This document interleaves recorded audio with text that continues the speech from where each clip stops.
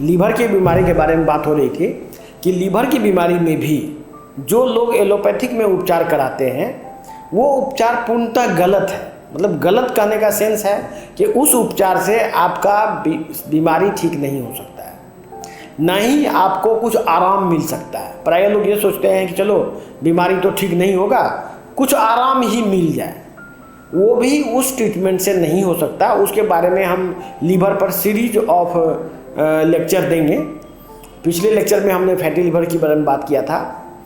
आज बात करेंगे कि लीवर में चाहे वो फैटी लीवर हो, चाहे अल्कोहल की वजह से बीमारी हो, अल्कोहलिक लीवर डिजीज हो, या हेपेटाइटिस बी सी हो, हेपेटाइटिस ए हो, या किसी भी तरह का हेपेटाइटिस हो, कोई भी ड्रग टॉक्सिसिटी से फैट लीवर खराब हुआ हो, सब में मैकेनिज्म सेम होता है, सबका रास्ता सेम है।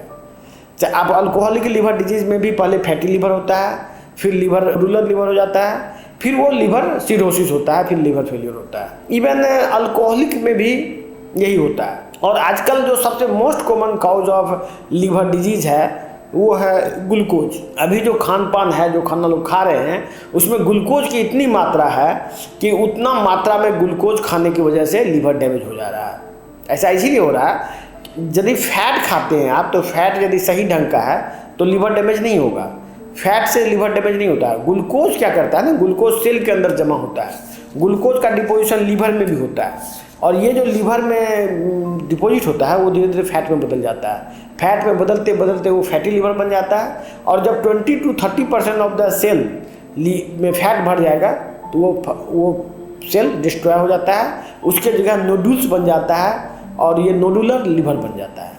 वही नोडुलर लीवर एक स्टेज के बाद उसको हम सिरोसिस बोलते हैं, और फिर पूरे पेट में पानी भर जाएगा, और फिर बहुत आदमी को ब्लीडिंग भी होता है। तो ब्लीडिंग होने का वजह है कि जैसे कि आपका ओसोफेगस है, लीवर ये पेट का पार्ट सब है, वो ब्लड जो है लीवर के थ्रू क्रॉस करता है।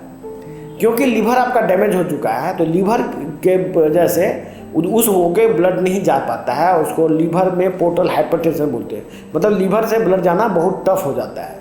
इसके बाद बहुत सारा कोलेट्रल सर्कुलेशन बॉडी में बनता है, जिससे पेट का ब्लड उस पाथवे के थ्रू जाता है। वो जो नया नया ब्लड बनता है उससे ब्लीडिंग होने का चांस आता है। उससे ब्लीडिंग आपके ओसोफेगस में, पेट में, सब जगह ब्लीडिंग होना शुरू हो जाता है।